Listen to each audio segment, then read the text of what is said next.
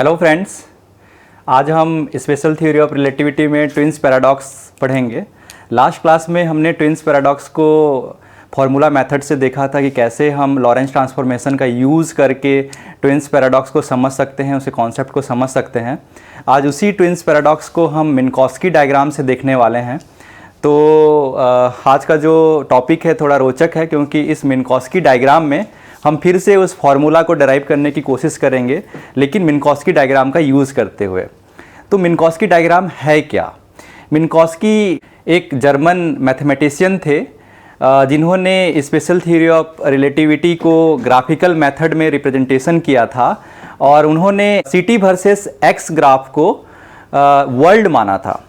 अगर मान लीजिए आपके जो इवेंट्स हैं, हम ये मान के चलें कि स्पेस में केवल वन डायमेंशन में हो रही हैं, जिसको हम एक्स कह रहे हैं, और उसी डायमेंशन में अगर कोई दूसरी फ्रेम ऑफ रेफरेंस है वो भी किसी वेलोसिटी से चल रही हो, लाइक इस टाइप से अगर सिनारियो हो, तो हम इस पूरे एक्स वर्सेस टी को, मतलब इवेंट्स को जब भी हम प्रदर्शित करते हैं तो वेयर, कहाँ, और व्हेन, कब, इसको ही हम रिप्रेजेंट करते हैं। तो मिन्कोस्की का जो कॉन्सेप्ट था वो इसी पे आधारित है कि वेयर एंड व्हेन, जिसको हम इवेंट कहते हैं, अगर इन सभी इवेंट्स को ले लें किसी एक पर्टिकुलर पार्टिकल्स के लिए, तो उससे जो ग्राफ बनेगा, जिसको हम सिटी वर्सेस एक्स ग्राफ कहते हैं, वो वर्ल्ड को रिप्रेजेंट करेगा। और इस वर्ल्ड में हर पॉइंट, मतलब मिन्कोस्की डायग्राम जो सिटी वर्सेस एक्स है, उसके हर पॉइंट एक इवेंट को प्रदर्शित करेगा। और इन सभी इवेंट्स के सीरीज को अगर हम देखें तो उसको हम वर्ल्ड लाइन कहते हैं। तो बेसिकली आज इसी वर्ल्ड लाइन, इसी वर्ल्ड की हम जो कल्पना किए हैं मिन्कोस्की डायग्राम में, उसी का हम आज देखेंगे कि ट्विन्स पैराडॉक्स में क्या यूज़ है। तो सबसे पहले ये समझ लें कि वर्ल्ड क्या है एज पर मिन्कोस्की डायग्राम। तो ये बेसिकली कुछ नहीं है, ये हम ऐसा मान सकते हैं कि ये सिटी वर्सेस एक्स ग्राफ होता है। तो ये मान लीजिए हमारा सिटी एक्सिस है और ये हमारा एक्स एक्सिस है। तो मैं इसको एक्स एक्सिस का नाम दे रहा हूँ और ये सिटी एक्सिस। एज पर मिन्कोस्की ये एक वर्ल्ड है। इसमें अगर कोई पार्टिकल स्टेशनरी है या मूव कर रही है तो उसके हर इवेंट को प्रदर्शित किया जा सकता है। तो इसके बाद हम थोड़ा सा रियल स्पेस में चले जाते हैं कि वो रियल स्पेस क्या होती है, उसमें दो इनर्शियल फ्रेम किस तरीके से एक दूसरे को रिलेट करते हैं, वो हम अभी समझ सकते हैं। तो मान लीजिए कि आपके पास एक रियल स्पेस है जिसको हम एक्स एक्सिस, वाई एक्सिस और जेड एक्सिस से प्रदर्शित करते हैं।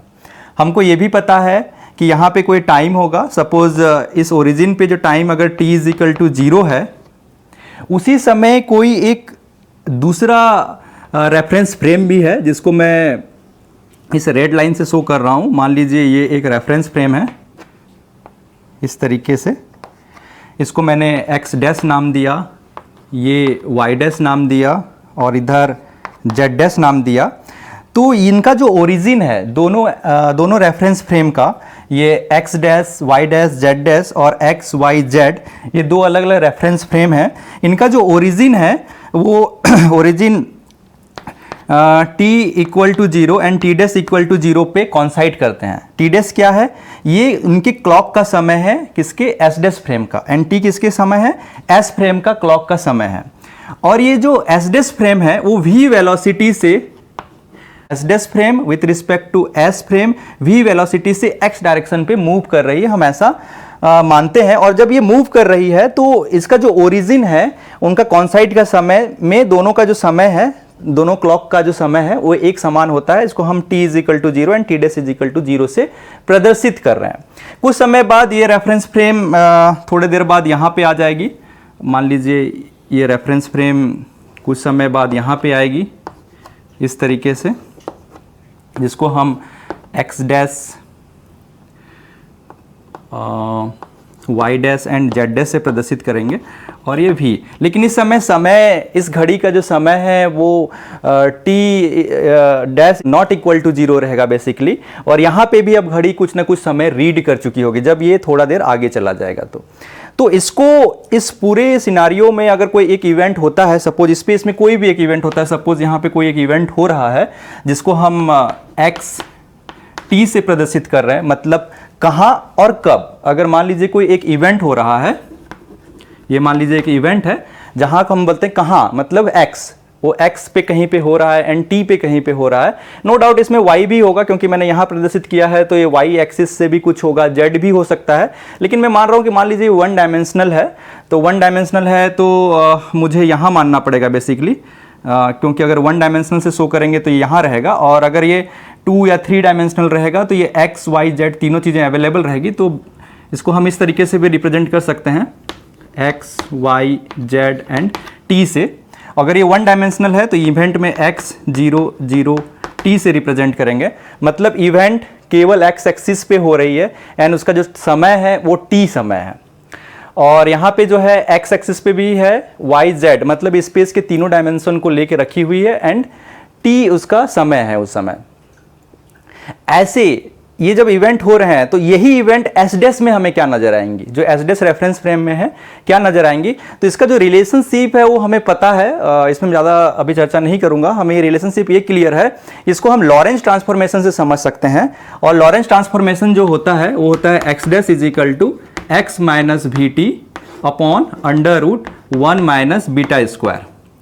उसी तरीके से हम वाई डैश को लिख सकते हैं y, जेड डैश को लिख सकते हैं z एंड टी डैश को लिख सकते हैं t minus v by c square x upon under root 1 minus beta square. इस तरीके से इनके ट्रांसफॉर्मेशन को लिखा जा सकता है, मतलब सेम इवेंट्स को अगर हम एस डैश से देखें तो उसके ये पैरामीटर्स होंगे, और अगर इसी इवेंट्स को अगर हम एक्स वाई जेड से देख रहे हैं तो ये हम डिफाइन कर रहे हैं, इवेंट्स के डेफिनेशंस ये हैं। तो बेसिकली इसी का ही हम रिप्रेजेंटेशन करने वाले हैं। मान लीजिए कि हमारा वर्ल्ड अगर x और t के लिए है तो उसको x डैश एंड t से कैसे रिप्रेजेंट होगी, उसकी अंडरस्टैंडिंग कैसे ले पाएंगे, वो मिन्कोस्की डायग्राम से हम उसको समझ सकते हैं।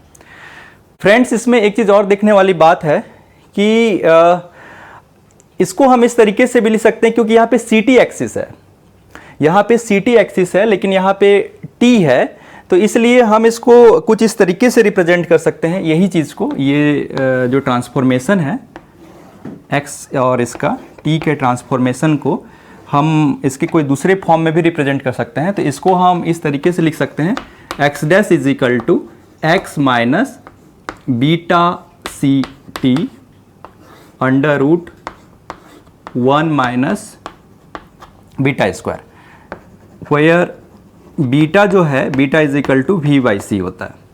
सिमिलरली इसको रिप्रेजेंट कर सकते हैं c t dash is equal to c t minus beta upon under root 1 minus v square, या इसको डायरेक्टली बीटा स्क्वायर के फॉर्म में लिखा जा सकता है। तो ये इसके दो अलग अलग रिप्रेजेंटेशन है। तो इसी रिप्रेजेंटेशन से अभी हमको कुछ अंडरस्टैंडिंग लेनी है कि इसको हम कैसे इस पे निरूपित कर सकते हैं। तो हम इसमें क्लियरली ये देख सकते हैं कि मान लीजिए प्योरली y एक्सिस को लेता हूं तो इसमें x कंपोनेंट नहीं होता, z कंपोनेंट नहीं होता। अगर मैं प्योरली x एक्सिस को लूं तो इसमें y कंपोनेंट नहीं होता, इसमें z कंपोनेंट नहीं होता। सिमिलरली अगर मैं z कंपोनेंट को लूं तो इसमें x कंपोनेंट नहीं होता, y कंपोनेंट नहीं होता। सिमिलरली अगर मैं सी टी एक्सिस खींच रहा हूं और मैं अगर इसको रिप्रेजेंट करना चाहता हूं, x डैश को एंड सी टी डैश को रिप्रेजेंट करना चाहता हूं, तो सी टी डैश वाले एक्सिस पे, सी टी डैश वाले अगर एक्सिस पे मैं ध्यान दूं तो उसमें एक्स डैश नहीं रहेगा, एक्स डैश प्योरली जीरो होगा। तो अगर मैं इसको एक्स डैश को जीरो करता हूं तो ये उस लाइन को रिप्रेजेंट करेगा जो सी टी डैश लाइन होगा। तो अगर मैं एक्स डैश को जीरो करता हूं तो ये x dash is equal to x minus beta c t upon under root 1 minus beta square. अगर मैं इस वैल्यू को जीरो कर दूं तो ये वेज उस सभी इवेंट्स को दिखाएंगे जो सी टी लाइन पे हो रही हैं। तो सी टी लाइन पे अगर हो रही है मतलब इसको हम लोग क्या लिख सकते हैं, इसको इस तरीके से लिख सकते हैं c t is equal to x by beta. ये बेसिकली किसको रिप्रेजेंट कर रहा है, ये उस लाइन को रिप्रेजेंट कर रहा है जो सी टी डैश लाइन है। तो इस सी टी डैश लाइन का जो स्लोप है वो है 1 अपॉन बीटा। इसको अगर हम y ले लें तो y is equal to m x होता है, जो हमारा स्टैंडर्ड इक्वेशन होता है mx प्लस सी। तो अगर उसी स्टैंडर्ड से अगर हम देखें तो यहाँ m जो उसको स्लोप बोलते हैं, स्लोप की वैल्यू है 1 अपॉन बीटा। तो बेसिकली ये किस लाइन को रिप्रेजेंट करेगा, ये रिप्रेजेंट करेगा इस तरीके से सी टी डैश लाइन को रिप्रेजेंट करेगा। यहाँ पे जितने भी एक्स डैश की जो वैल्यूज़ होंगी, अगर इस लाइन पे अगर हम देखें कोई इवेंट्स हो रही हैं तो उसके एक्स डैश की जो वैल्यूज़ हैं वो 0 हैं। और ये एंगल अगर हम थीटा लेते हैं, बेसिकली ये है स्लोप। इस स्लोप की जो वैल्यू है अगर उसको tan थीटा के फॉर्म में लिखेंगे तो दैट इज़ 1/β है, या इसको हम अगर सपोज फाई मानते हैं तो यहाँ पे हमको ये समझ में आना चाहिए कि ये जो tan फाई है वो है 1/β एंड जो cot थीटा है दैट इज़ 1/β। इस तरीके से हम मान सकते हैं। क्यों? क्योंकि थीटा एंड फाई पे जो रिलेशनशिप है phi plus theta is equal to 90 degree है, इसलिए हम लिख सकते हैं कि phi is equal to 90 minus theta, इसलिए इसको रिप्लेस करेंगे तो ये वाली वैल्यूज आएंगी। तो ये हमको समझ में आना चाहिए, ये सी टी लाइन को रिप्रेजेंट कर रहा है। ठीक उसी तरीके से अगर सी टी डैश को अगर हम जीरो कर दें, अगर हम सी टी डैश को अगर जीरो करते हैं तो ये किस लाइन को रिप्रेजेंट करेगा? ये एक्स डैश लाइन को रिप्रेजेंट करेगा। तो अभी हमें सी टी डैश की वैल्यू को जीरो करना है, तो सी टी डैश हमारे पास है c t dash is equal to c t minus beta x under root 1 minus beta square, और इसकी वैल्यू को हम जीरो कर रहे हैं। अगर हम इसकी वैल्यू को जीरो करते हैं तो हमें यह समझ में आता है कि c t is equal to beta x, ये उस लाइन को रिप्रेजेंट करेगा, ये इवेंट्स के उस लाइन को रिप्रेजेंट करेगा, या ऐसे लाइंस को रिप्रेजेंट करेगा, ऐसे इवेंट्स के लाइन को रिप्रेजेंट करेगा जहां पे सी टी डैश जीरो है। इस कारण से ये एक्स डैश लाइन को रिप्रेजेंट करेगा। इसको अगर हम एक्स डैश लाइन के फॉर्म में लेना चाहें तो इसके नॉमेनक्लेचर हम दे सकते हैं कि ये एक्स डैश लाइन को रिप्रेजेंट करेगा। क्यों एक्स डैश लाइन को रिप्रेजेंट करेगा? क्योंकि यहाँ पे डैश जीरो है, यहाँ के इस इवेंट्स के कारण पूरे सी टी डैश में हमें किसी प्रकार की वैल्यू नहीं मिलेगी, तो हम उसको जीरो मानेंगे। तो इस तरीके से हम बोल सकते हैं कि ये एक्स डैश लाइन को रिप्रेजेंट करेगा, जिसका स्लोप इस बार देख रहेंगे y is equal to m x plus c पे आपको ये मिलेगा कि जो m है वो है हमारा बीटा। अगर m बीटा है मतलब स्लोप इसका बीटा है, तो इसको अगर हम रिप्रेजेंट करेंगे तो कुछ इस तरीके से हमें नजर आएगा, ऐसा।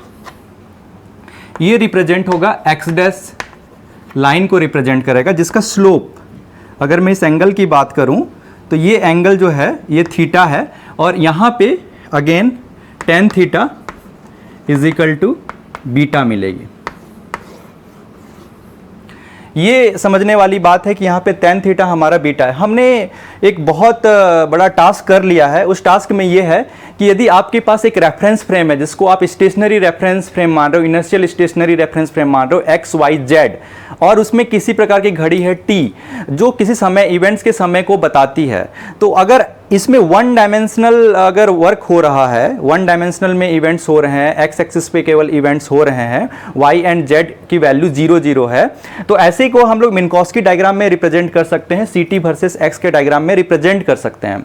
और उसमें हमें यह भी समझ में आया कि अगर उसमें कोई एक दूसरा इनर्शियल फ्रेम है जो with respect to x y z inertial reference frame के रिस्पेक्ट में मूव कर रही है एक्स डायरेक्शन में, तो उसके भी एक्सिस, तो यहां हम इसको नहीं बोलेंगे, लेकिन x dash line and c t dash line को भी रिप्रेजेंट कर सकते हैं। और इसमें कुछ रेसिपी यूज करके हम एक्स डैश की value and c t dash की वैल्यू भी फाइंड आउट कर सकते हैं। तो हमको ये एक मोटा मोटी रिप्रेजेंटेशन समझ में आ गया कि हमारे पास S हो तो S डैश को कैसे रिप्रेजेंट करना है मोटा मोटी इसमें मिन्कोस्की डायग्राम में। अगर ये पॉजिटिव एक्स के डायरेक्शन में अगर वो मूवमेंट दे रहा है, वेलोसिटी उसकी पॉजिटिव एक्स डायरेक्शन पे है, मान लीजिए कि फ्रेम की जो वेलोसिटी है पॉजिटिव एक्स डायरेक्शन पे नहीं है, नेगेटिव एक्स डायरेक्शन में है, तब क्या करेंगे? और इसमें फिर से एक इंपॉर्टेंट कंडीशन कि t is equal to t dash पे जो इनका जो ओरिजिन है वो दोनों मैच करता है, तो उसको कैसे रिप्रेजेंट होगा मिन्कोस्की डायग्राम में, अभी उसको देखेंगे हम। फ्रेंड्स, अभी उसी तरीके से हम एक दूसरा रेफरेंस फ्रेम देखने वाले हैं जो नेगेटिव एक्स डायरेक्शन पे मूवमेंट दे रहा हो। तो जैसे अभी हमने कंसीडर किया था थोड़ी देर पहले कि मान लीजिए आपके पास ये एक रेफरेंस फ्रेम है जिसको हम एक्स वाई जेड से रिप्रेजेंट कर रहे हैं, और एक दूसरा रेफरेंस फ्रेम है जिसको हम x dash z dash y dash से रिप्रेजेंट किए थे, और ये v वेलोसिटी से चल रहा है। तो इसका रिप्रेजेंटेशन हमने यहाँ पे देख लिया था कि क्या एक्स डैश लाइन है, क्या सी टी डैश लाइन है। तो यहाँ पे हमने s का रिप्रेजेंटेशन, इसको हम s कह रहे हैं, इसको हम S फ्रेम कह रहे हैं, इसको हम S डैश फ्रेम कर रहे हैं, तो इन दोनों का रिप्रेजेंटेशन हमने देख लिया है। एक दूसरा टाइप से हम रेफरेंस फ्रेम देखना चाह रहे हैं जो नेगेटिव एक्स के डायरेक्शन पे चल रहा हो। मान लीजिए यहाँ पे ये एक ऐसा रेफरेंस फ्रेम है जो ये एक दूसरा रेफरेंस फ्रेम है जिसको हम एस डैश के नाम से रिप्रेजेंट कर रहे हैं। ये जेड डबल डैश, इधर वाई डबल डैश, इधर एक्स डबल डैश, जिसको मैं एस डबल डैश के नाम से रिप्रेजेंट कर रहा हूं।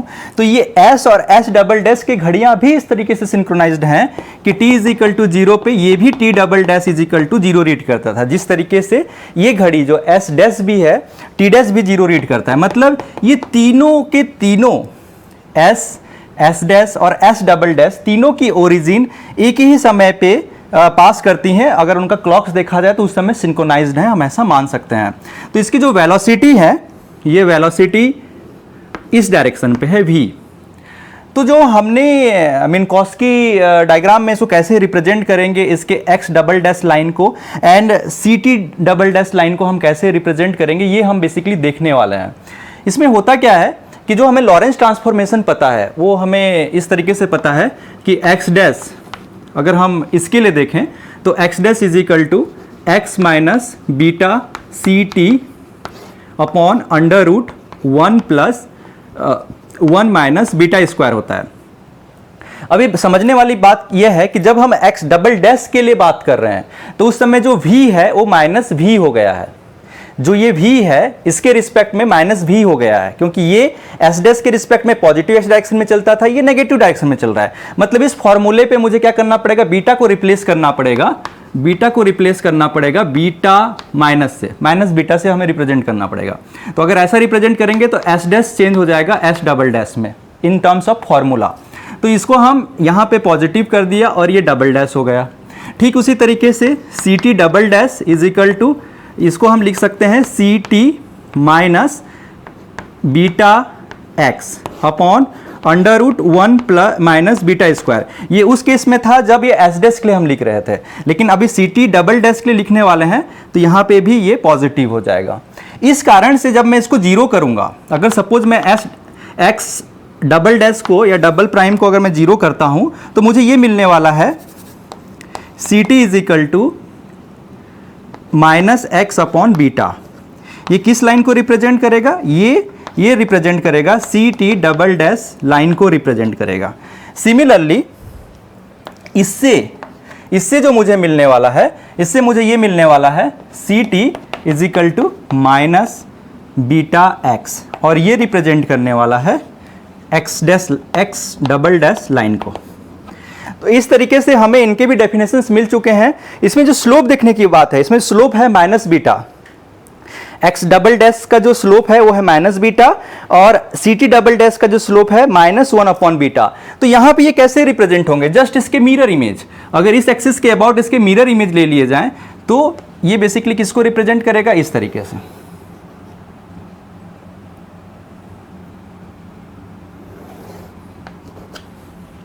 ये बेसिकली बताएगा एक्स डबल डैश लाइन को, और ये बताएगा c t double dash line को। यहाँ पे मैं इनको लाइन से रिप्रेजेंट कर रहा हूँ, ये एक्सिस नहीं है, लेकिन उस एक्सिस के इंफॉर्मेशन हमें दे सकते हैं। उसके लिए हमारे पास रेसिपी क्या होती है, हमें बहुत अच्छा रेसिपी पता है कि 1 unit of x dash upon 1 unit of x is equal to under root 1 minus beta square upon 1 plus beta square. मतलब इसके एक यूनिट, इस सी टी डायग्राम में एक यूनिट, एक्स की एक unit c t x dash की इस मल्टीप्लिकेशन फैक्टर से जब मल्टीप्लाई करते हैं तो हमें एक्स डैश मिलता है। ठीक उसी तरीके से ये रेसिपी आपको याद रखनी है, और इसका मैथमेटिकल डेरिवेशन भी हम लोग देख सकते हैं, बट अभी ज़रूरत नहीं है। 1 unit of c t dash is equal to 1 unit of c t is equal to under root 1 minus beta square upon 1 plus beta square. ये सिमिलरली हमारे इसके लिए भी रहेगा, एक्स डबल डैश के लिए भी, और ये सी टी डबल डैश के लिए भी सेम फॉर्मूला यूज़ करने वाले हैं। कहने का मतलब से कोई भी एक यूनिट अगर हम बात करें और उसको हम एक्स डबल डैश के फॉर्म में कन्वर्ट करना चाहते हैं तो हमें इस मल्टीप्लिकेशन फैक्टर से मल्टीप्लाई करना है, यही हमें ध्यान रखने वाली बात है। ये तो हमने अभी जो देखा उसके अकॉर्डिंगली हमने दो चीज़ें देखी, एक कि इसमें एक एस डैश रेफरेंस फ्रेम है जो with respect to x positive x direction में चल रहा है, और एक s double dash reference frame है जो with respect to s negative x direction पे चल रहा है। तो उनकी ये मिन्कोस्की डायग्राम में रिप्रेजेंटेशन है कि उनके S dash x dash line को किस तरह से रिप्रेजेंट करेंगे, सी टी डैश लाइन को किस तरीके से रिप्रेजेंट करेंगे, उसी तरीके से एक्स डबल डैश लाइन को किस तरीके से रिप्रेजेंट करेंगे, c t double dash line को किस तरीके से रिप्रेजेंट करेंगे, ये उनके रिप्रेजेंटेशन है। अभी तक हमने जो मिन्कोस्की डायग्राम के थ्रू जो हमें ट्विंस पैराडॉक्स समझना था अभी तक हमने उसको समझा नहीं है, उसके जस्ट एक इंट्रोडक्शन पार्ट हमने कंप्लीट किया है। अब हम बेसिकली जंप करने वाले हैं ट्विंस पैराडॉक्स पे, उसके स्टेटमेंट समझने वाले हैं। तो चलिए आइए अब हम उसको देखते हैं।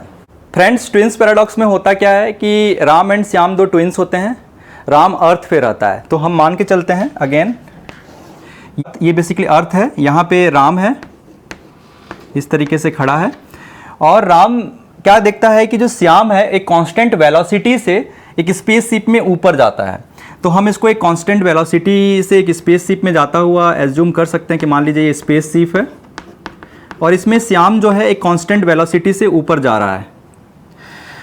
अब जब ये कांस्टेंट स्पीड से ऊपर जा रहा है तो इसमें अगर हम दो रेफरेंस फ्रेम की कल्पना करें तो एक रेफरेंस फ्रेम हम इसमें ये कल्पना कर सकते हैं कि यहां पे ये हमारा एक्स एक्सिस है, इधर की और वाई एक्सिस और इधर की और जेड एक्सिस, हम ऐसा कल्पना कर सकते हैं, और इसको हम रेफरेंस फ्रेम का नाम दे रहे हैं एस। हम ये दूसरा रेफरेंस फ्रेम मान रहे हैं जो इसके पॉजिटिव एक्स डायरेक्शन पे जा रही है, सेम रेफरेंस फ्रेम, एक दूसरा रेफरेंस फ्रेम जिसको हम नाम दे रहे हैं एस डबल डैश, और इसके जो नॉमेनक्लेचर हैं कुछ इस तरीके से हैं, इसको एक्स डैश, इसको वाई डैश और इसको जेड डैश। तो ये तो हो गए हमारे वो रेफरेंस फ्रेम जो एक दूसरे के रिस्पेक्ट में एक वी स्पीड से ऊपर जा रहे हैं। तो इसके जो नॉमेनक्लेचर के अकॉर्डिंगली इसके जो क्लॉक और जो पोजीशंस रीड होंगे वो रीड होंगे x dash and c t dash से, और इसके रीड होंगे x dash x and c t से। इसके जो इवेंट्स की जो डेफिनेशंस होंगी वो होगी एक्स एंड सी टी से हम दे सकते हैं, और इसके इवेंट्स के लिए डेफिनेशन जो होगी x dash and c t dash से हम दे सकते हैं। इसमें एक और बात समझने वाली बात है, अब ये क्या है कि थोड़े देर बाद जब एक डेफिनेट हाइट पे जाता है, सपोज ये हाइट पे, इस हाइट का नाम हमने लास्ट टाइम भी देखा था, मैंने इसको एक नाम दिया था, इसको दिया था डी आर। सपोज ये डी आर हाइट जाता है और वहां से रिवर्ट बैक लेता है, कौन? श्याम। तो ये कुछ इस तरीके से हम एज्यूम कर सकते हैं ये स्पेसशिप है, और इस समय जो वेलोसिटी है उसका जो डायरेक्शन है वो नीचे की ओर है, तो ये मान लीजिए नीचे की ओर भी आ रहा है। तो यहाँ पे जो रेफरेंस फ्रेम की अगर हम कल्पना करें, यहाँ पे जो टर्निंग पॉइंट पे अगर हम रेफरेंस फ्रेम की कल्पना करें तो अब रेफरेंस फ्रेम का जो डायरेक्शन एंड डेफिनेशन होगा वो कुछ इस तरीके से होगा कि मान लीजिए इसको हम इस तरीके से लिख सकते हैं, ये एक्स डबल डैश, ये जेड डबल डैश और इधर की ओर वाई डबल डैश, और इसकी जो वेलोसिटी है वो नीचे की ओर है, v वेलोसिटी से नीचे की ओर। ये ऊपर की ओर जा रहा है v वेलोसिटी से, और ये नीचे की ओर आ रहा है v वेलोसिटी से, हम ऐसा मान रहे हैं। तो ये जो है ये x डैश तो इसके लिए है, तो ये जो है ये s डबल डैश या s डबल प्राइम वाली एक्सिस है जो इसके रिस्पेक्ट में नीचे की ओर आ रही है। नेगेटिव x डायरेक्शन में इसका मूवमेंट है इस फ्रेम का, और इस फ्रेम का मूवमेंट है इस फ्रेम का जो मूवमेंट है वो है पॉजिटिव x डायरेक्शन पे। तो इस तरीके से हमारे पास तीन रेफरेंस फ्रेम है। इन तीन रेफरेंस फ्रेम को हमने यहाँ पे रिप्रेजेंट भी किया हुआ है।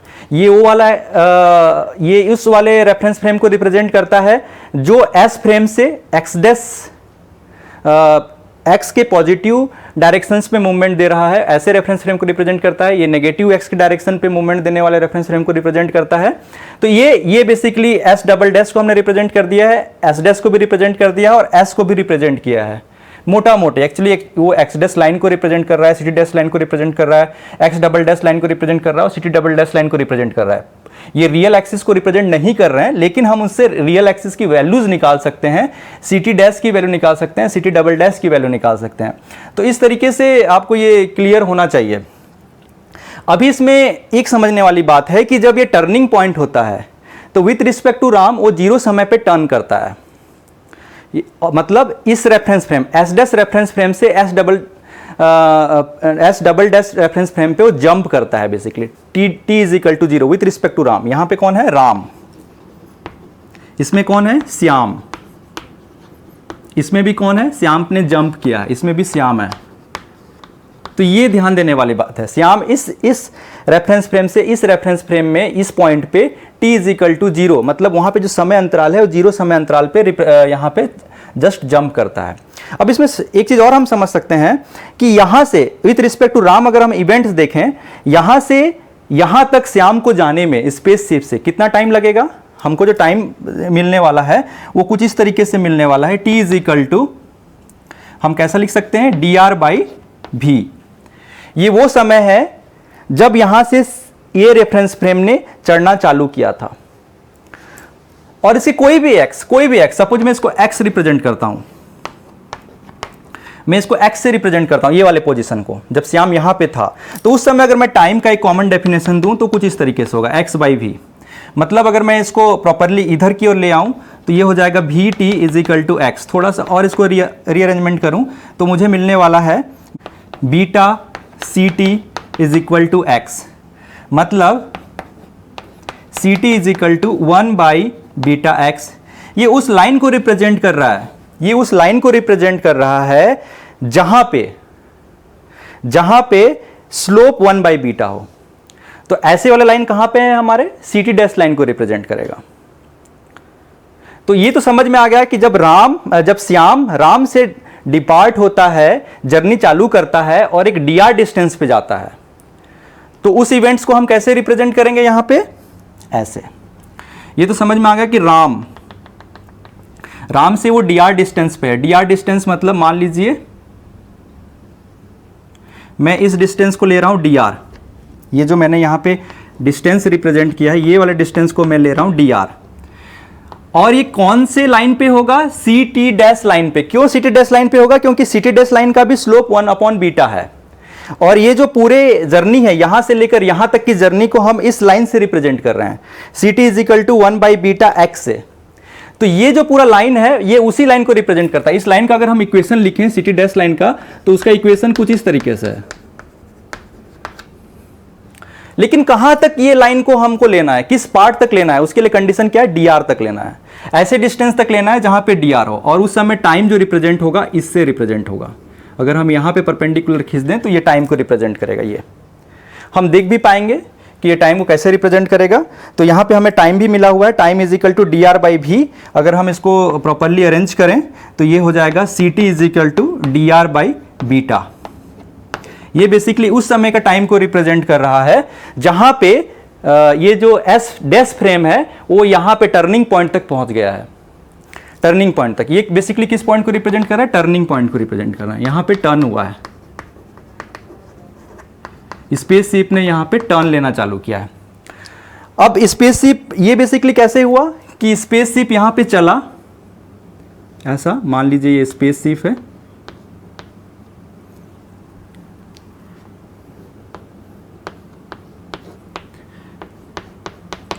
स्पेसशिप यहां से उड़ा 0 से और ऐसे उड़ के यहां पे पहुंचा dr डिस्टेंस तक।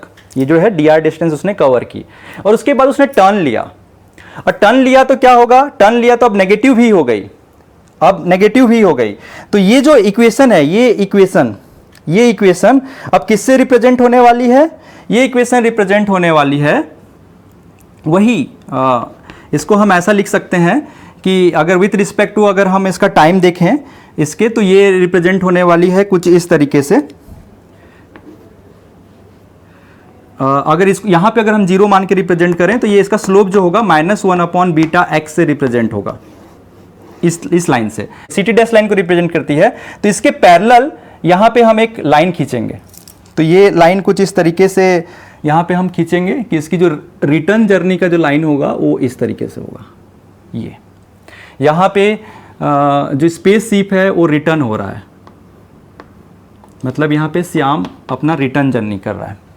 जस्ट इसका मिरर इमेज ही होगा, आपको समझने वाली है। विथ रिस्पेक्ट टू राम क्या हो रहा है, ऊपर जा रहा है, मतलब पॉजिटिव वी वेलोसिटी से ऊपर की ओर जा रहा है। अगर ये उस लाइन को रिप्रेजेंट कर रहा है तो उसकी रिटर्निंग जर्नी इस लाइन से रिप्रेजेंट करनी पड़ेगी। क्यों? क्योंकि सिर्फ इसमें माइनस बीटा स्लोप है, मतलब अगर ये 1 बीटा का स्लोप दिखा रहा है तो इसमें -1 बीटा का स्लोप है, तो ये बेसिकली उसको रिप्रेजेंट कर रहा है। क्यों? क्योंकि ये लाइन भी -1 बीटा को रिप्रेजेंट करने वाली है।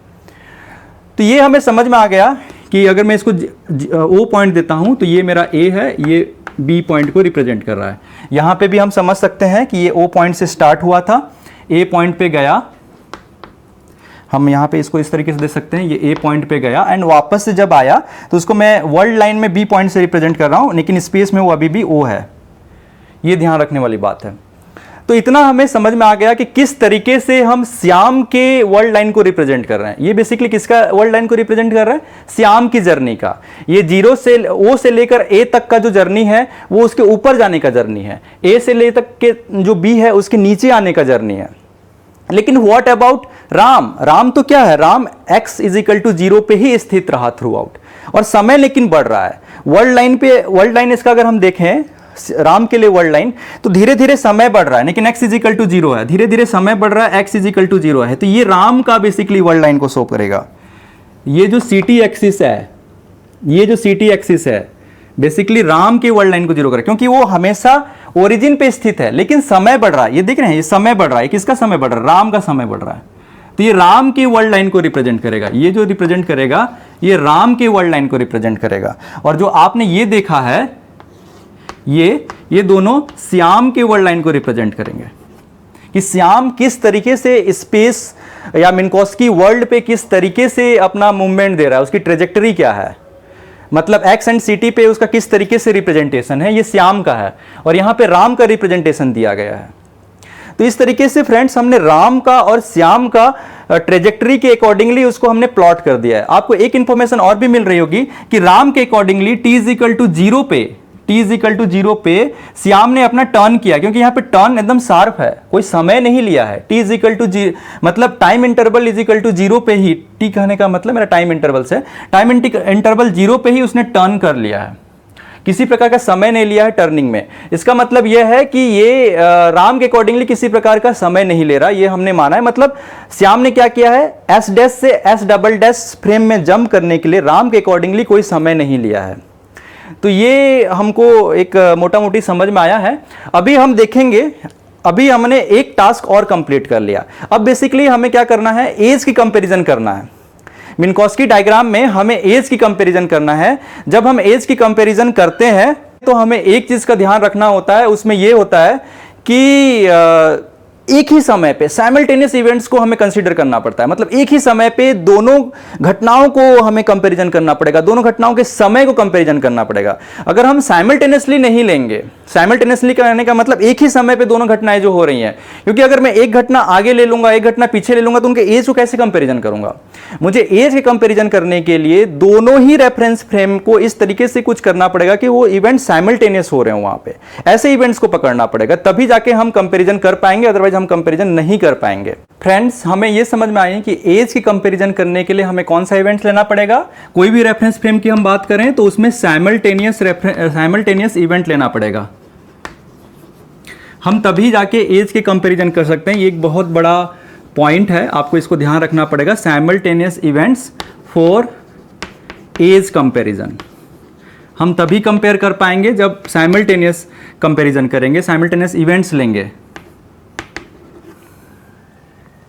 अब यहां पे देखने वाली बात है कि ये जो वर्ल्ड है, इस पे राम के रेफरेंस फ्रेम के अकॉर्डिंगली, मतलब x और CT' के रेफरेंस फ्रेम के अकॉर्डिंगली, अगर पॉइंट मैं यहां पे कोई लाइन खींचूं ऐसा, साइमल्टेनियस इवेंट्स का मतलब क्या है, हम ऐसे इवेंट्स को कंपैरिजन करेंगे जो x एक्सिस के पैरेलल हो। इसमें क्या समझ में आया, x axis events parallel with x axis. अगर मैं राम के रेफरेंस फ्रेम के अकॉर्डिंगली चर्चा कर रहा हूं, ये किसके अकॉर्डिंगली है, फॉर राम्स रेफरेंस फ्रेम। अगर मैं राम के रेफरेंस फ्रेम के अकॉर्डिंगली चर्चा करना चाहता हूं और मैं साइमल्टेनियस इवेंट लेना चाहता हूं, मतलब मेरा समय सेम हो। मेरा समय सेम होने के लिए क्या करना पड़ेगा, मुझे एक सीटी लाइन से एक्स के पैरेलल मुझे एक लाइन खींचनी पड़ेगी। मुझे एक लाइन खींचनी पड़ेगी, मतलब मैं लाइक ऐसा, तो ये पॉइंट और ये पॉइंट साइमल्टेनियस है। उसी तरीके से अगर मैं यहां पे खींचूं तो ये पॉइंट और ये पॉइंट साइमल्टेनियस है। लेकिन अगर आप पूरे जर्नी पे देखें तो पूरे जर्नी कहां पे खत्म हुई है, यहां पे ए पे। तो मुझे इसके ए से एक ऐसा लाइन खींचना पड़ेगा जो यहां पे कट करता हो, जो कि सी को रिप्रेजेंट करेगा। तो मुझे ये समझ में आ गया कि सी एंड इवेंट एट ए दोनों साइमल्टेनियस हैं। उसी प्रकार से यहां ओरिजिन पे दोनों साइमल्टेनियस हैं, उसी प्रकार से बी पे दोनों साइमल्टेनियस हैं। तो राम के इवेंट्स के अकॉर्डिंगली मुझे क्या समझ में आया, अगर मैं राम का एज लिखना चाहूं, एज ऑफ राम, तो मुझे यह समझ में आ रहा है, ये तो सीटी मतलब इसमें सी भी है। अगर मुझे सिर्फ टाइम देखना है तो इस पूरे एक्सिस के उस जितने भी डिविजन्स आएंगे उसमें मुझे डिवाइड बाई सी करना पड़ेगा। तो राम का एज आपको क्या समझ में आ रहा है, साइमल्टेनियसली ये जर्नी, जब उसकी ऊपर की ओर जर्नी देखेंगे, ऊपर की ओर जर्नी कहां तक है, ए तक, और ए का साइमल्टेनियस है सी, ए का साइमल्टेनियस इवेंट है सी। तो मैं क्या ले रहा हूं, ओसी बाई सी। ये किसका एज बताएगा, ये राम का एज बताएगा। उसी तरीके से सी से लेकर बी उसके रिटर्निंग जर्नी को बताता है। तो रिटर्निंग जर्नी का जो एज होगा उसके अकॉर्डिंगली जो राम का एज निकल के आएगा वो आएगा सी बी बाई सी। अब इसमें ओसी क्या है, ओसी पे ध्यान दीजिए। ओसी की वैल्यू कैसे हम निकाल सकते हैं, ये बहुत आसान है।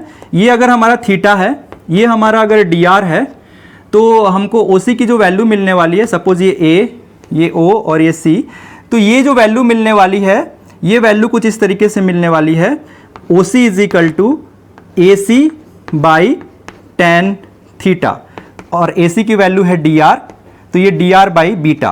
तो कुल मिला के इनकी जो वैल्यूज आ गई वो इस तरीके से आ गई। इसकी वैल्यू भी आएगी DR बाई बीटा और AC पहले से इंटू सी, प्लस ये वाली जो वैल्यू है CB भी जस्ट इसका सिमेट्रिकल है, तो ये भी क्या होगा, DR बाई बीटा इंटू सी।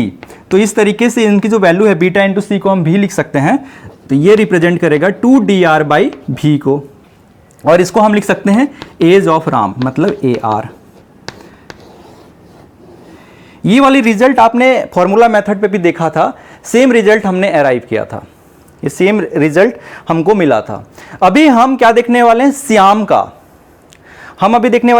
का एज। तो श्याम के एज के लिए साइमल्टेनियसली सी का साइमल्टेनियस इवेंट है ए, एंड यहां पे बी तो साइमल्टेनियस है एंड ओ साइमल्टेनियस है। इस तरीके से हम क्या लिख सकते हैं, श्याम का एज,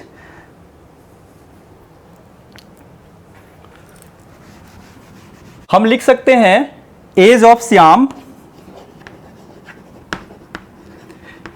श्याम की वैल्यू हम क्या लिख सकते हैं, ये OA से लेकर AB, क्योंकि इसके हर इवेंट्स इसके साइमल्टेनियस, ऐसे अगर हम पैरेलल खींचते जाएंगे तो हमको साइमल्टेनियसली मिलता जाएगा। हम इस लेंथ को पूरे साइमल्टेनियस, इसके लेंथ के अकॉर्डिंगली हम इसको चेंज कर सकते हैं, पैरेलल एक्स के पैरेलल लाइंस खींच के। इसका मतलब इसका ईच पॉइंट इसके ईच पॉइंट से साइमल्टेनियस है, OC के ईच पॉइंट OA के ईच पॉइंट से साइमल्टेनियस है। आप देख सकते हैं जब भी आप इसके पैरेलल ऐसे लाइंस खींचते जाएंगे तो हर पॉइंट इसके साइमल्टेनियस होता जाएगा। ऐसा अगर इसका हर पॉइंट साइमल्टेनियस होता जाएगा, इसका मतलब मुझे पूरा OA को कंसीडर करना पड़ेगा, किसके लिए, एज के लिए। लेकिन मुझे यह पता है कि अगर इसको मैं CT डैश के अकॉर्डिंग लिखना चाहता हूं तो मुझे इस मल्टीप्लिकेशन फैक्टर का यूज करना पड़ेगा। ये एक इंपॉर्टेंट पैरामीटर है। तो हमें क्या करना पड़ेगा, एज लिखने के लिए पहला चीज तो ये CT पे है तो C को डिवाइड भी करना पड़ेगा और इतना से हमें मल्टीप्लाई करना पड़ेगा। तो हम इस तरीके से इसको लिख सकते हैं, OA divide by C into multiplication factor 1 minus beta square upon 1 plus beta square, plus उसी तरीके से हम लिख सकते हैं OB by C and multiplication factor 1 minus beta square upon 1 plus beta square. तो ये जो चीज है ये किसको बताएगा, ये बताएगा एज ऑफ श्याम को। क्यों, क्योंकि इसका हर OC का हर इवेंट्स इसके OA के हर इवेंट्स के साइमल्टेनियसली, उसी प्रकार CB का हर इवेंट्स इसके AB के हर इवेंट से साइमल्टेनियस है। तो मतलब मुझे पूरा OA को कंसीडर करना पड़ेगा, पूरा AB को कंसीडर करना पड़ेगा, ठीक है। अब इसमें हम क्या कर सकते हैं, OA की वैल्यू भी निकाल सकते हैं। आप देख सकते हैं यहां से जो OA की वैल्यू मिलने वाली, ये वाली वैल्यू, ये वाली मिलने वाली है मुझे, ये इसका साइन थीटा का फॉर्म है, तो इसको हम लिख सकते हैं dr बाई साइन थीटा। मुझे क्या मिला, मुझे मिला OA की value dr by sine theta. उसी तरीके से OB सिमेट्रिकल है, उसकी वैल्यू भी मुझे क्या मिलेगी, dr बाई साइन थीटा।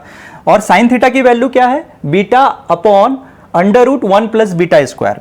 तो मैं इसको लिख सकता हूं dr upon sine theta into सी प्लस ये भी dr अपॉन साइन थीटा, तो dr upon sine theta into सी, और इसके बाहर में लिख सकते हैं 1 minus beta square upon 1 plus beta square. अब हमें ये देखने वाली है कि साइन थीटा की वैल्यू क्या है। तो यहां पे अगर हम साइन थीटा की वैल्यू देखें तो साइन थीटा की वैल्यू होती है beta upon √1 minus 1 plus beta square. ये साइन थीटा की वैल्यू होती है, क्यों, क्योंकि tan थीटा बीटा होता है, तो साइन थीटा इस तरीके से हमें निकल के आएगी। तो अगर इसको हम पुट करेंगे तो बीटा अपॉन ये वाली वैल्यू को रखेंगे तो बीटा इंटू सी हम भी लिख सकते हैं, और √1 प्लस बीटा स्क्वायर ऊपर जाएगा जो कि इससे कैंसिल आउट हो जाएगा। तो ये पूरी वैल्यू जो हमें मिलने वाली है, पूरी वैल्यू कुछ इस तरीके से मिलने वाली है 2dr अपॉन भी √1 माइनस बीटा स्क्वायर, और ये वैल्यू रहेगी AS।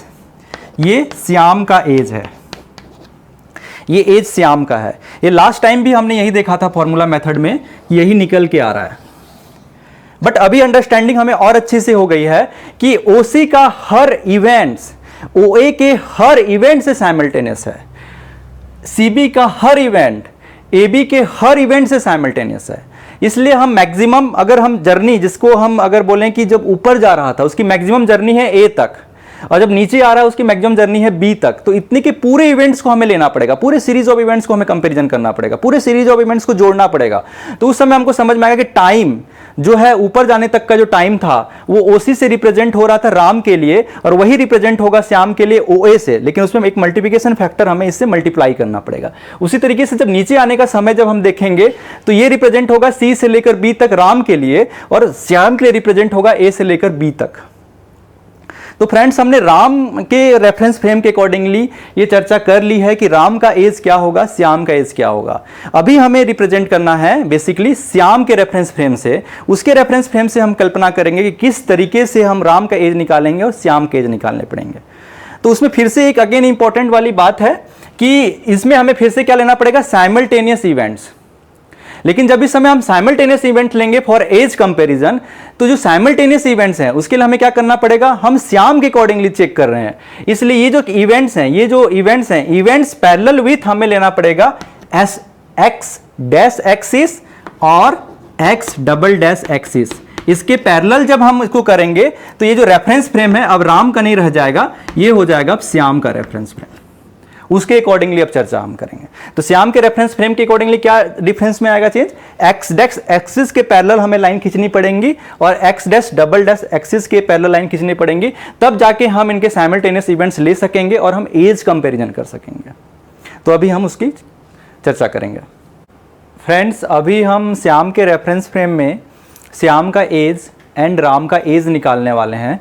तो हमें फिर से साइमल्टेनियस इवेंट्स को कंपैरिजन करना पड़ेगा, लेकिन विथ रिस्पेक्ट टू श्याम के फ्रेम।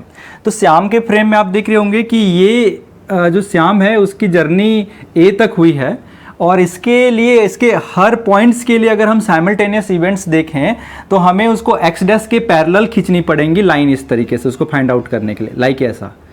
तो इस A पॉइंट पे अगर हम इस पैरेलल खींचें एक्स डैश के, तो ये कोई एक पॉइंट D पॉइंट को मीट करती है। सिमिलरली A से लेकर B तक के लिए अगर हम लोग देखें तो यहाँ पे जो हमें क्या करना पड़ेगा, x डबल डैश के पैरेलल लाइन खींचनी पड़ेंगी। तो ये कुछ इस तरीके से हमें एक लाइन मिलेगा जो कि A पॉइंट को रिप्रेजेंट, A पॉइंट से पास होगा। सिमिलरली इसके जितने भी पॉइंट्स अगर हम लोग ऐसा पैरेलल खींचते जाएंगे तो ये सभी पॉइंट्स जो यहाँ एंड यहाँ रहेंगे वो साइमल्टेनियस इवेंट्स हैं, यहाँ एंड यहाँ साइमल्टेनियस इवेंट्स हैं, यहाँ एंड यहाँ साइमल्टेनियस इवेंट्स हैं with respect to S double dash axis, sorry s double dash frame of reference. Similarly ये जितने पॉइंट्स आप देख रहे होंगे यहाँ पे और ये और ये with respect to s dash reference frame simultaneous events हैं। तो अभी हो क्या रहा है, हमें ये समझ में आ रहा है कि एस डैश रेफरेंस फ्रेम में अगर हम एज ऑफ श्याम देखें तो हम उसको O A and S double dash में देखें तो ए बी लेना पड़ेगा। तो इस तरीके से हम लोग क्या लिख सकते हैं, age of Shyam is equal to O A by C, क्योंकि वो सी टी को रिप्रेजेंट करता है। तो एज के लिए हमको सिंपल टाइम के लिए हमें क्या करना पड़ेगा, डिवाइड बाई सी करना पड़ेगा। और उसी तरीके से ए बी और उसको भी डिवाइड बाई सी। और ये चूंकि सी टी लाइन पे है या सी टी लाइन के पैरेलल हैं, तो उसको हमें सी टी एक्सिस के अकॉर्डिंगली चेंज करने के लिए एक फैक्टर से मल्टीप्लाई करना पड़ता है, और वो फैक्टर हमें पता है 1 minus beta square upon 1 plus beta square. हमको ये भी पता है कि ये जो ओ ए है उसकी वैल्यू क्या होगी, हमने लास्ट टाइम भी देखा था, ये इस तरीके से रिप्रेजेंट होता है। सपोज ये थीटा है तो ये डी आर है, ये ओ ए एंड ये सी है। तो इस ओ ए की जो वैल्यू निकल के आती है वो है O A is equal to A C by sine theta, मतलब D are by beta into under root 1 plus beta square. इस तरीके से ओ ए की वैल्यू निकल के आती है। ए बी भी सिमेट्रिकल है, सेम वैल्यू उसकी आएगी। तो इस तरीके से हम इसकी वैल्यू को लिख सकते हैं डी आर बीटा इंटू सी plus D R beta into सी, और इसका जो मल्टीप्लिकेशन रहेगा under root 1 plus beta square ऊपर में, और ये वाला अगेन पूरा मल्टीप्लिकेशन, तो 1 minus beta square upon 1 plus beta square, ये इससे कैंसल आउट हो जाएगा। और बीटा इंटू सी वी को रिप्रेजेंट करता है। तो इस तरीके से हम इसको लिख सकते हैं 2 d are by v under root 1 minus beta square, और ये एज ऑफ श्याम को रिप्रेजेंट करेगा। ये तो हमारा एजिटिव है, जैसे हमने लास्ट टाइम डिराइव किया था उतना ही वैल्यू हमें निकल के आई है। इसमें मेन फैक्टर है एज ऑफ राम पता करना। तो आइए अब उसको देखते हैं कि एज ऑफ राम में क्या चेंजेस आ रही है। फ्रेंड्स, एज ऑफ राम में क्या हो रही है उसके बारे में थोड़ा देखिए। आपको यहाँ बहुत अच्छी एक फीलिंग आने वाली है। जो हमने फॉर्मूला मेथड में देखा था वो अभी आपको और क्लियर समझ में आने वाली है। आपको ये समझ में आ रहा है कि जब श्याम ए पॉइंट पे है तो उस समय उसके साइमल्टेनियस इवेंट को हम डी पॉइंट से रिप्रेजेंट कर रहे हैं। इसका मतलब हम अभी एज का कंपेरिजन कर सकते हैं। तो हम ये बोल रहे हैं कि जब श्याम ए पॉइंट पे है और कौन से फ्रेम पे है, वो एस डैश फ्रेम पे है, उस समय जो राम है, राम का जो साइमल्टेनियस इवेंट है वो डी है। इसका मतलब ओ डी राम के एज को बताएगा।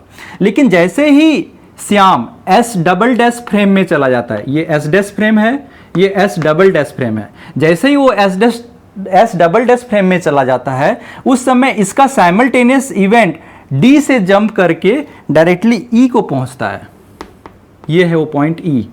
आप देख रहे होंगे कि राम के एज में इतना डी ई इंक्रीज हो गया। जैसे मैंने उस समय बताया था कि जब श्याम एस डैश से S double dash delta t is equal to 0 time intervals पे, उसके 0 टाइम इंटरवल्स पे वो शिफ्ट हो रहा है। यहां पे क्या है, आप ऐसा समझ सकते हैं कि shifting s dash to s double dash, अगर हम उसमें टाइम इंटरवल देखें, टाइम इंटरवल, तो वो 0 है। 0 टाइम इंटरवल पे ही शिफ्ट हो रहा है। यहां पे कोई 2-3 पॉइंट्स नहीं है, सिंगल एक पॉइंट है। उसी पॉइंट पे एस डैश से एस डबल डैश पे स्पेसशिप में श्याम जंप कर गया। लेकिन उसके जंप करने से क्या हुआ, जो उसका साइमल्टेनियस इवेंट पहले डी हुआ करता था अभी वो ई हो गया। इसका मतलब ये वो टाइम है जब श्याम एस डैश से एस डबल डैश में शिफ्ट करता है। तो अगर हमारे लास्ट लेक्चर को अगर मैं कनेक्ट करना चाहूं तो मैं इस तरीके से लिख सकता हूं एज ऑफ राम को, डेल्टा टी जो मैंने वहां पे लिखा था Ram 1 will be represented by O D by C, ठीक है। और delta T Ram 2 will be represented by DE, क्योंकि मैंने वो ये डेल्टा टी राम 2 आपको बताया था कि ये क्या चीज था, ये इंक्रीज इन एज ऑफ या time of Ram when Shyam changes its reference frame from S dash to S double dash. जब श्याम अपने रेफरेंस फ्रेम S डैश से S डबल डैश में डेल्टा टाइम इंटरवल 0 पे, मतलब बिना समय लिए जब वो चेंज करता है तो उस समय राम के एज में इतना बढ़ोतरी हो जाती है।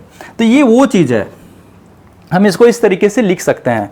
And what about delta T3? Delta T Ram 3 is equal to, again हम लिख सकते हैं EB बाई C। ये मैं यहां C क्यों डिवाइड कर रहा हूं? बिकॉज ये CT एक्सिस है, हमको समय के लिए C को डिवाइड करना पड़ेगा। तो इस तरीके से ये तीन अलग अलग वैल्यूज आएंगे। इन तीनों वैल्यूज को अगर हम लोग जोड़ते हैं तो वो क्या बताएगा? वो बताएगा राम की वैल्यू।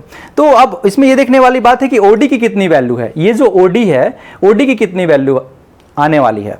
तो हमें ये भी पता है अगर ये थीटा है तो ये भी थीटा होगा, क्योंकि ये थीटा है। तो इस तरीके से ये वैल्यूज जो आने वाली हैं ये थीटा आने वाली हैं। तो ये इसके अकॉर्डिंगली अगर हम CD की वैल्यू निकालें तो CD की वैल्यू कैसे निकलेगी? ये है हमारा DR, तो ये हो जाएगा DR tan थीटा, और ये पूरी वैल्यू जो है DR बाई tan थीटा है। तो हम इस तरीके से लिख सकते हैं कि जो OD की वैल्यू है,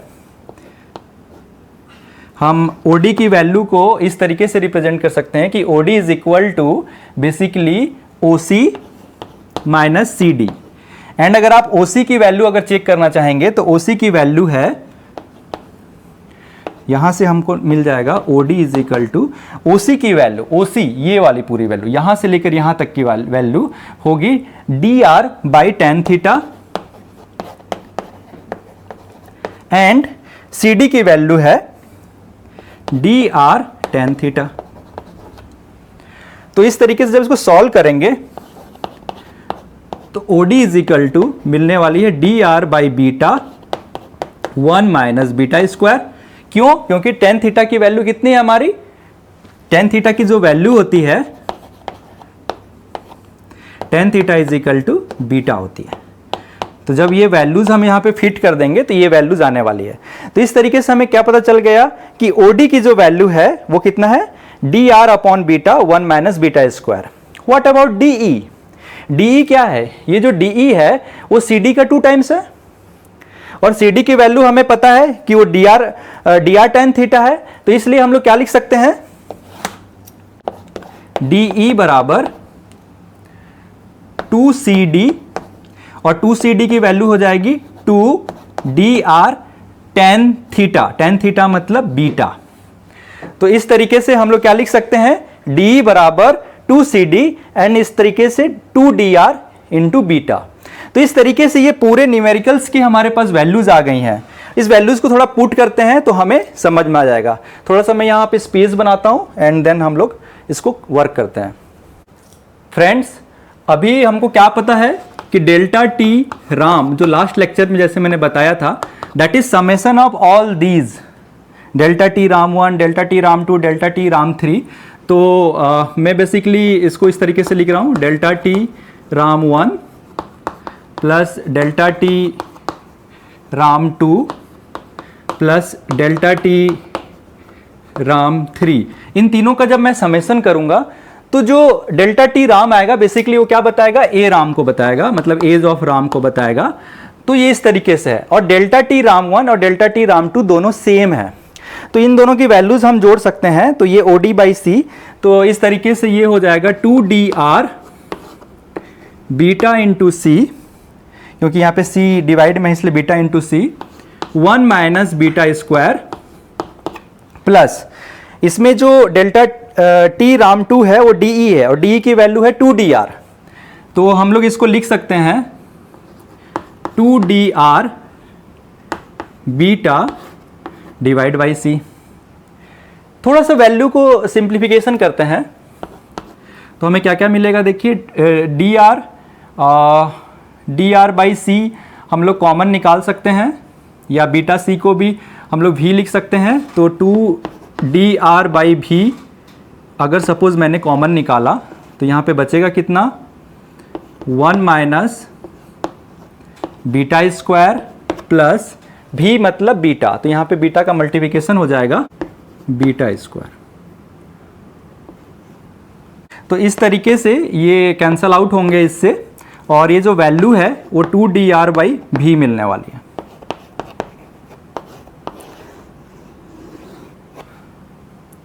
तो आप देख रहे होंगे कि यहाँ पे जो एज ऑफ राम है वो बेसिकली क्या आ गई फाइनली हमारे पास, 2dr/v। ग्राफ से भी देख सकते हैं एज ऑफ राम क्या है, O से D, D से E, E से B, ये क्या है, एज ऑफ राम ही तो है।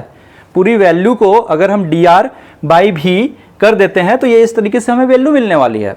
तो 2dr/v इस तरीके से हमारे पास पूरी ये वैल्यू मिल गई।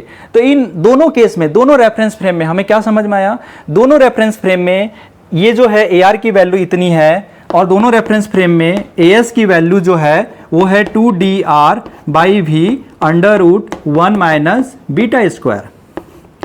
और इसका सॉल्यूशन क्या था, इस पैराडॉक्स का सॉल्यूशन क्या है, इस पैराडॉक्स का सॉल्यूशन ये ED है। हम लोग क्या करते हैं, ED को फॉरगेट कर जाते हैं, इस कारण से हमें पैराडॉक्स नजर आता है। तो आप ध्यान रखिए इसका सॉल्यूशन क्या है, इसका सॉल्यूशन है ये, अगर मैं बोलूं इसका सॉल्यूशन है ये ED, this is the solution of paradox, solution of paradox, ये ED he solution of paradox है। जब श्याम अपने रेफरेंस फ्रेम S' से S" 0 टाइम इंटरवल पे शिफ्ट करता है, उस समय राम का एज D से E की ओर शिफ्ट होता है। इस कारण से क्या होता है, एक राम के एज में वृद्धि होती है। हम इसको नहीं कंसीडर करने की वजह से केवल इतना पोर्शन लुक आउट करते हैं, इतना पोर्शन लुक आउट करते हैं, इस कारण से हमें पैराडॉक्स नजर आता है। लेकिन ऐसा नहीं है, ये आपको ऐड करना पड़ेगा, तो फिर कोई पैराडॉक्स नहीं है। तो फ्रेंड्स, इस तरीके से हम लोग ये कह सकते हैं सक्सेसफुली कि जो राम का एज होगा वो ज़्यादा होगा एज कंपेयर टू श्याम के, और श्याम यंगर बॉय होगा। नेक्स्ट क्लास में बान लैडर पैराडॉक्स के बारे में स्टडी करेंगे कि कैसे लैडर एंड बान में एक पैराडॉक्स जनरेट हो जाता है कुछ स्टेटमेंट्स के कारण, और हम उसका सॉल्यूशन भी देखेंगे। Thank you.